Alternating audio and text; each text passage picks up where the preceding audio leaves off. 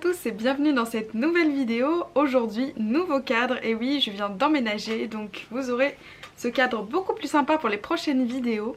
J'ai enfin le décor dont je rêvais avec mes petites bibliothèques derrière. Et en plus de ça, je ne sais pas si vous avez remarqué, mais la qualité a dû bien augmenter puisqu'aujourd'hui j'inaugure mon nouvel appareil photo dont je suis super contente. Donc n'hésitez pas à me dire ce que vous en pensez dans les commentaires. Sinon, aujourd'hui nous allons parler de challenge puisque je participe cette année encore au Pumpkin Autumn Challenge de l'édition 2020 de la booktubeuse Guimauze qui nous a encore préparé cette année un nouveau programme plein de jolies surprises et d'items tous les plus variés les uns que les autres sur le thème de l'automne. Pour ceux qui ne connaîtraient pas, c'est donc un challenge qui se déroule pendant toute la saison dans lequel nous devons valider un maximum d'items des différentes catégories. Du coup, comment ça se passe? Nous avons 3 catégories d'items, dont Automne frissonnant, je regarde mes petites notes, Automne des enchantresses et Automne douceur de vivre. Donc ce sera autour de ces 3 axes-là que tournera ce challenge. Donc pour le tout premier Automne frissonnant, le premier item s'intitule Je suis Médée, vieux crocodile, où il faut lire un livre qui parle de trahison, de thriller, policier, horreur ou épouvante. Donc pour ce premier item, j'ai choisi un des rares thrillers qui composent Maple, qui n'est autre que Cruel de Kat Clarke aux éditions Robert Laffont, dans cette édition découverte. Et dans ce livre, je sais qu'il est question d'une histoire de secret autour d'un groupe de filles et fort probablement d'une trahison qui va les déchirer et qui va créer pas mal de remue-ménage. Alors, je n'ai pas vraiment envie d'en savoir plus puisque c'est mon premier Kat Clarke et je sais que c'est une autrice qui a eu beaucoup de succès et dont j'ai beaucoup entendu parler sur Booktube. Donc j'ai très envie de lui donner sa chance pendant ce challenge grâce à cet item. Ensuite pour le second item, les chimères de la Sylve rouge, où il faut lire un livre au style gothique avec des vampires ou des créatures de la nuit. J'ai choisi cette troisième catégorie avec les étoiles de Noce Aide, le tome 2 de Sophie Jomain, Rivalité, dans lequel il y a, je ne vous dirai pas laquelle, mais une créature de la nuit qui est le centre de l'histoire. Et en effet, dans cette histoire, on va suivre une jeune fille qui arrive en Écosse et qui va faire la rencontre d'un jeune homme avec qui il va y avoir directement une espèce de connexion assez mystique. Et après de nombreuses péripéties, on va vite se rendre compte que ce jeune homme est loin d'être normal, donc évidemment le côté fantastique arrive, donc ça fonctionnera très bien pour cet item. D'ailleurs j'avais adoré le tome 1 qui m'avait vraiment plu. Ah oui, et je ne vous avais pas montré, mais cette édition c'est l'édition collector illustrée et les illustrations sont juste splendides. Il faut pas que j'en trouve une qui soit spoilante. Voilà, donc vous avez pas mal d'illustrations un peu en crayonné comme ça, ou alors carrément des aquarelles en couleur qui sont vraiment magnifiques. Ou là par exemple avec des pages noires et des illustrations en couleur. Voilà. D'ailleurs j'attends avec grande impatience le tome 3 qui devrait pas tarder à sortir. Ensuite un item plutôt facile à valider avec les supplices de la belladone, dans lequel nous devons lire un livre qui a une couverture noire. Donc pour cela j'en ai profité pour ressortir le tome 1 des Chroniques lunaires de Marissa Meyer, Cinder, que j'ai déjà lu quand j'étais au lycée, mais j'ai vraiment envie de lire la suite et comme je ne me souviens pas bien de celui-ci, il faut vraiment que je le relise avant de continuer. Donc dans ce livre, qui est une réécriture de Cendrillon, nous allons croiser la jeune Cinder qui est à moitié humaine et à moitié cyborg, avec la moitié du corps en métal. Et cette pauvre jeune fille se retrouve dans un monde complètement ravagé par la pauvreté, mais surtout par une épidémie qui fait beaucoup de morts. Et à côté de ça, il y a en plus une occupation d'un peuple céleste qui viendrait de la lune et qui est extrêmement dangereux pour les humains. Donc ça promet également pas mal de divertissement. Je me souviens avoir beaucoup aimé cette histoire, donc j'ai vraiment hâte de me replonger dedans pour pouvoir continuer la suite de la série. Et pour le dernier item de cette catégorie, nous avons Esprit et tu là, pour lequel il faut lire un livre qui parle soit de fantômes du passé, soit d'histoires de famille, soit un livre historique, soit un classique. Donc là, on a un large panel de choix. Moi j'ai choisi plutôt l'histoire des fantômes du passé avec Nos faces cachées de Amy Harmon, qui est là dans ma palle depuis un bon moment, que j'avais gagné d'ailleurs sur un concours sur YouTube et qui est dédicacé. Voilà. J'ai choisi ce livre puisque il est question d'un groupe d'amis qui partent à la guerre et d'une romance. Donc Ça va être un petit peu, je pense, un livre très émouvant et plein d'émotions contradictoires, donc beaucoup de joie et beaucoup de peine je pense dans ce livre. C'est pour ça qu'il me faisait un petit peu peur. Mais là j'ai vraiment envie de le sortir, donc on va pas mal parler justement du passé des personnages et c'est pour cela que je l'ai choisi. Encore une fois, j'ai pas envie d'en savoir beaucoup plus puisque c'est un one shot, donc j'ai pas vraiment envie de me spoiler. Et encore une fois, j'en ai entendu beaucoup de bien, donc j'espère qu'il va me plaire. Ensuite, pour la deuxième catégorie, automne douceur de vivre, cette fois-ci nous avons le premier item, il fait un temps épouvantail. Pas mal de jeux de mots, où il faut lire un livre qui parle d'Halloween, de sa main ou de l'automne en général. Donc pour ça, j'ai choisi un livre bien sinistre pour nous mettre dans l'ambiance d'Halloween avec La Maison des Morts de Sarah Pinborough, qui est du coup lui vraiment le look Halloween, la totale, les pages noires, le hardback avec la couverture bien sinistre. Et dans cette histoire on va suivre un orphelinat assez glauque justement, donc on va suivre des enfants qui vivent dans cet orphelinat et qui apparemment ont une vie assez difficile, on leur fait subir pas mal de choses et donc apparemment ces enfants attendent tout simplement la mort, ce qui est assez triste, jusqu'au jour où une jeune fille va arriver et va redonner envie aux enfants de vivre et va tout changer dans l'orphelinat. Donc c'est un synopsis qui me donne très envie, néanmoins j'ai vu des avis très mitigés sur les réseaux, donc j'y vais avec un petit peu d'appréhension, mais je sais que c'est la période où je peux le mieux l'apprécier avec la période d'Halloween qui lui correspondra à fond. Ensuite, deuxième item de cette catégorie avec Siroter un chocolat chaud sous les saules qui doit parler d'anthropomorphisme, d'enfance, un livre feel good ou cocooning.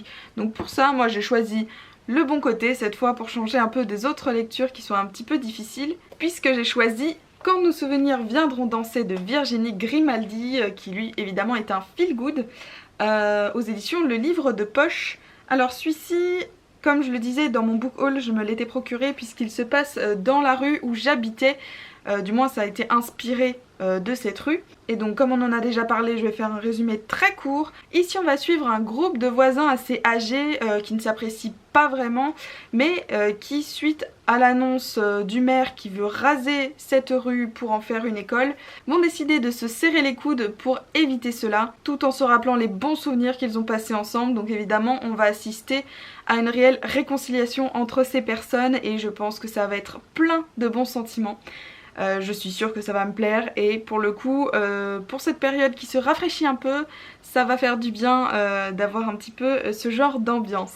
On continue avec l'item au nom imprononçable Fafnir ton assiette sinon pas de piécettes, où il va falloir lire un livre qui parle de créatures légendaires et fantastiques, du petit peuple, où il y a de la féerie, des contes, des légendes ou encore des mythes.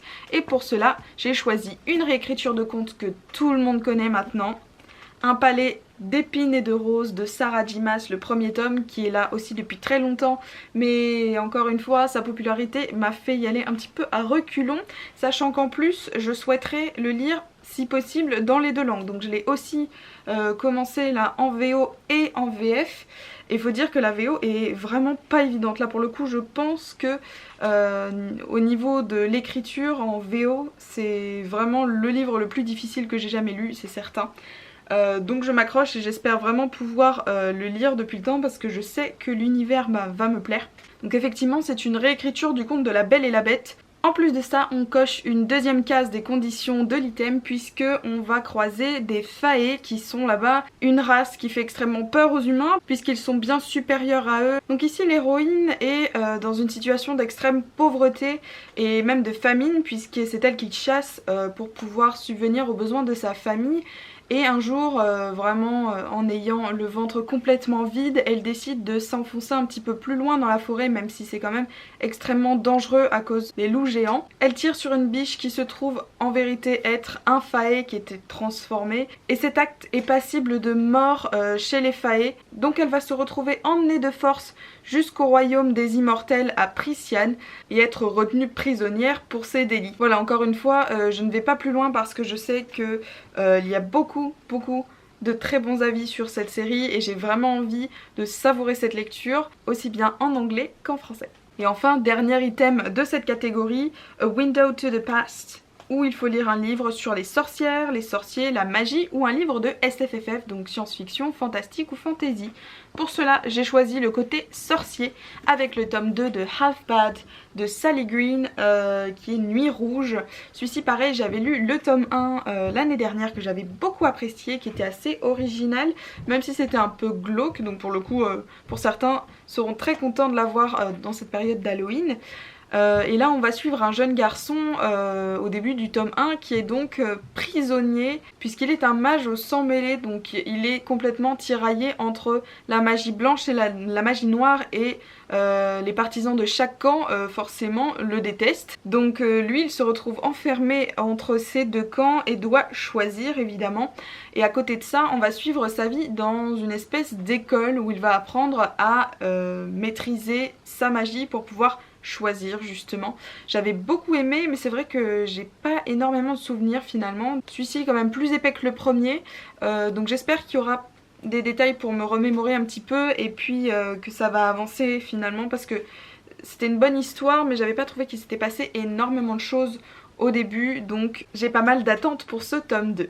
Et maintenant, troisième catégorie, Automne des Enchanteresses, dans lequel le premier item s'intitule Les rêves d'Aurore, dans lequel il faut lire un livre LGBT+, ou encore sur le militantisme. Donc j'ai choisi moi la première option, avec Loveless de Alice Oseman, que vous avez dû voir partout en ce moment puisqu'on en entend parler absolument partout, dont le sujet principal est la sexualité. Donc c'est un roman assez spécial puisque je ne crois jamais n'avoir vu de roman, du moins avec un minimum de popularité comme ça, avec ce sujet là, donc ça m'intrigue énormément et je ne suis pas la seule apparemment. Donc dans cette histoire on va suivre justement les questionnements de Georgia, qui est une fille qui justement n'a jamais eu de sentiments, que ça soit pour les garçons ou pour les filles, et qui du coup se pose énormément de questions.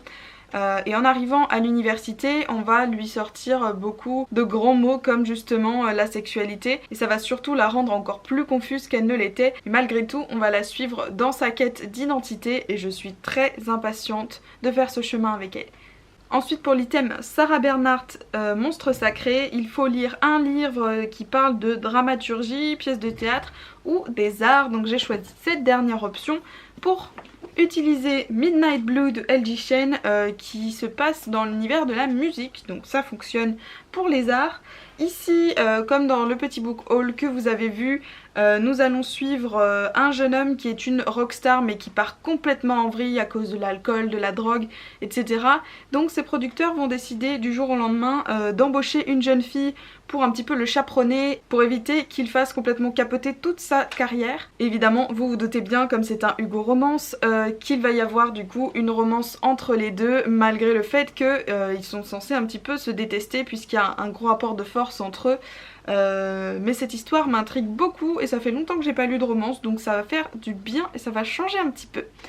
Pour l'item Les écailles de Mélusine, il faut parler de féminisme, de transformation ou de métamorphose, donc je suis plutôt pour la transformation, avec La légende des quatre, le premier tome, Le clan des loups de Cassandra O'Donnell, dans lequel nous allons suivre différentes tribus, 4 à vrai dire, la tribu des loups, des tigres, des aigles et des serpents, dont les membres justement peuvent se métamorphoser en leurs animaux totems. Et donc dans cette histoire de fantasy jeunesse, nous allons voir un petit peu les différentes interactions entre ces différents clans. Et je me devais de vous montrer plus en détail cette jolie couverture que je trouve vraiment sympa. Et pareil, j'en ai entendu énormément de bien un petit peu partout, donc j'ai vraiment envie de me lancer là-dedans.